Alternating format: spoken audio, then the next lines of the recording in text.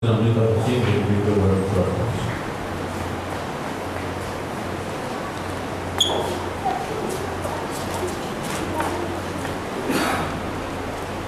Good morning, Church. Today, stand here once again for our Lord and thank God for this opportunity to be able to speak the word of God once again. And when he approached me, he asked me that I want you to speak on the Sunday, and I repeatedly asked him what was it that he wanted to speak on. And he just closed your eyes and you just pray and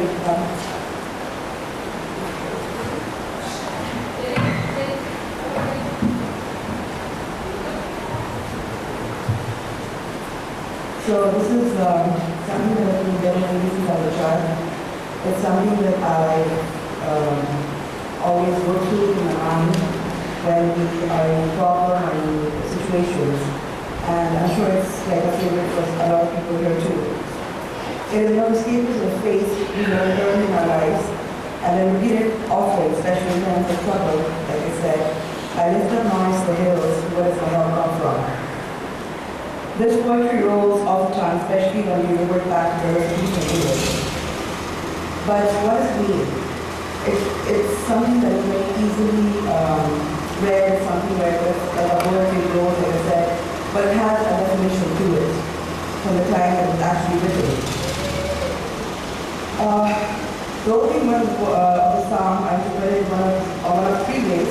The first one wrote Psalm for security.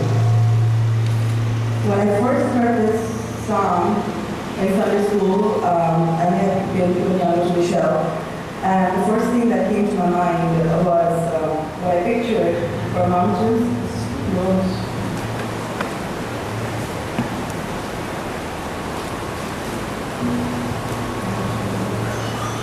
I pictured mountains symbolizing the omnipotence of God, the majestic and imposing and immovable God. We all understand that mountains stand for strength and stability, dominance and power. To stand on top of the mountain is like standing on top of the world. But when you're at the base of the mountain and when you look up and awe, you are in some sort of wonder. Mountains are big and they're small in comparison, and we all know, we all must have been trekking like I have as well. And when you start that climb, or when you start that trek from the bottom of the hill, you don't know what it's going to be like. You just see a big rock in front of you, you don't know how it's going to be, you don't know what the base is going to be like. You don't know if you're going to be able to reach on top, if you don't even know if you'll be able to reach halfway. And I did one of these trekkings a couple of years ago when we were in Marshall, and just two of us, and like 1,000 meters of us in there or something.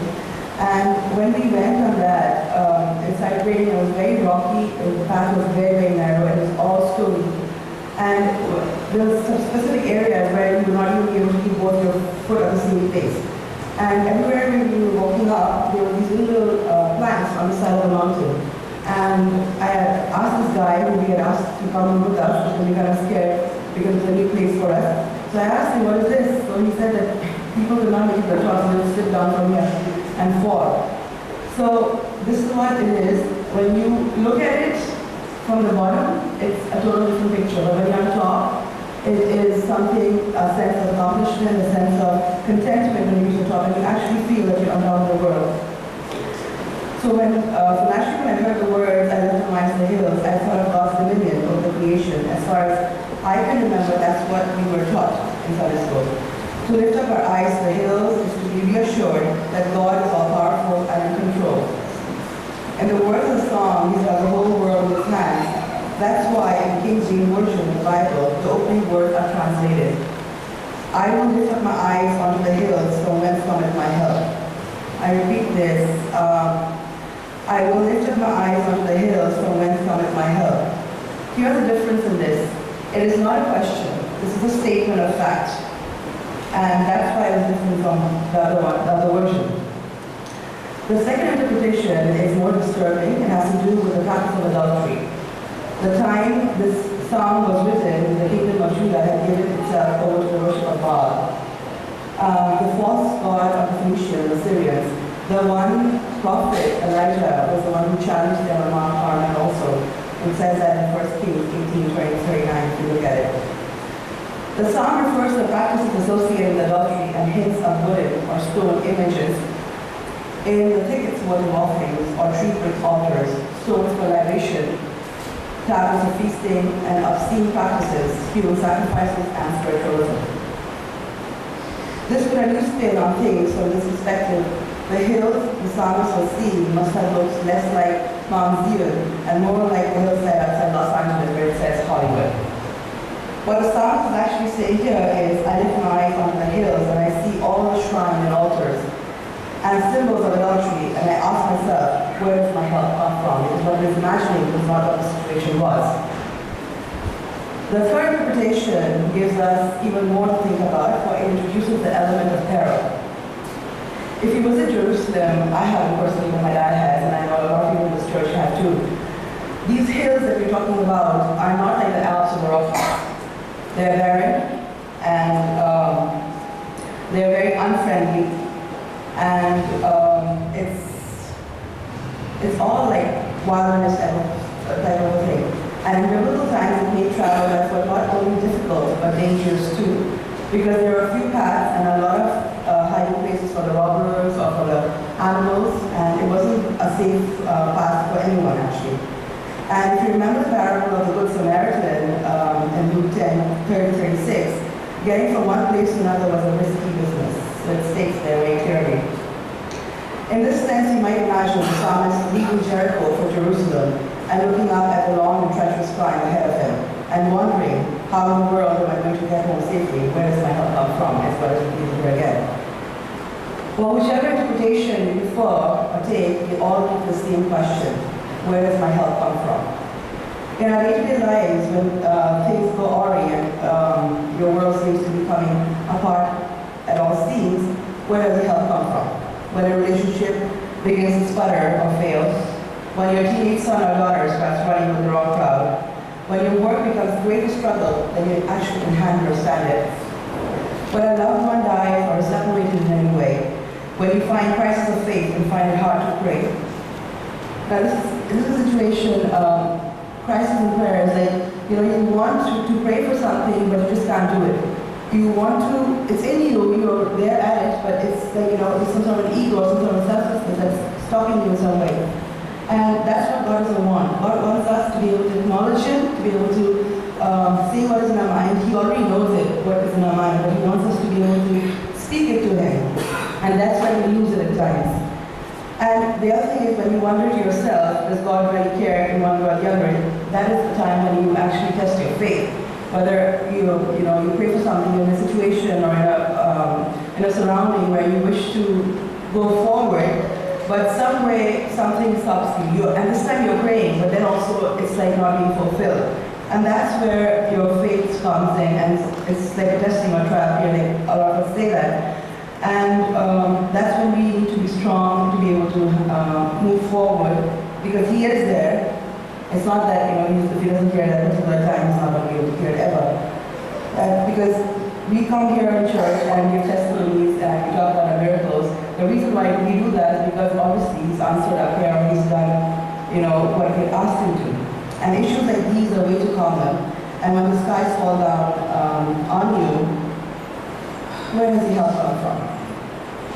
The psalmist answers in a very clear and certain voice, my help comes from Yahweh, who made heaven and earth. Listen, if you don't hear anything else this morning, hear this. If your help comes from anything or anyone else other than the Lord, God Almighty, you're apt to be disappointed. Because right now, for the second, for this minute, you may realize that it's gone through. And maybe after a week or so, you realize that it's not what you had imagined it to be. Family, friends, business associates, even your pastors, in fact, are likely to let you down when you need them the most. Only God is ultimately steadfast and dependable. We hear over and over in the scriptures, again and again, and there's a quote from the Bible, He alone is my rock and my salvation, my fortress. I will never be greatly shaken. Psalm 62:2. Yahweh is the strength. He's the stronghold of salvation to His anointed. Psalm 28:8. God is our refuge and strength, a very present help in trouble. Psalm 46:1. Our help in the name of Yahweh, who made heaven and earth. Psalm 124:28. And this is why the psalmist is able to say, He will not allow your foot to be moved. He who keeps you will not slumber. Behold, who keeps you will neither slumber nor sleep. Yahweh is your keeper. He is your shield at your right hand. And the sun will not harm you by day, nor the moon by night. Yahweh will keep you from the evil. He will keep your soul. Yahweh will keep you going out and you coming in from this time forth and forevermore. This psalm, Psalm 121, is marked in the titles as the second of the Song of Ascents. And this is a sequence of 15 psalms, which is from 120 to 134, which were sung by pilgrims on their way to Jerusalem to visit the temple. And in this psalm we find pilgrims still some way from Jerusalem and considering the ahead of them. So in verse, when he lifts up his eyes to the hills, perhaps the hills remind him of the goal of his journey, like I mentioned. And Jerusalem, if you know, it sits on the hills, country of Judah, but they certainly also remind him of the dangers of his journey, the dangers of the climb, like I said, the danger of the bandits, the danger of the stroke, the exhaustion of the fierce summer heat, and the danger of wild animals at night. And all this prompts his question to where does my help come from? We need to understand this and have this confidence that God is bigger than our troubles. God cares about our troubles, and the Lord's care is constant. The Lord's care is close, and the Lord's care is continuing. It is from the time that you're born till the time that we die. It's a great comfort to us. It gives you confidence that God will keep and protect and preserve you. But He does not leave you alone to fend for yourselves, to strive for righteousness on your own. This is an impossible task, for we all are sinful creatures, and we all know that.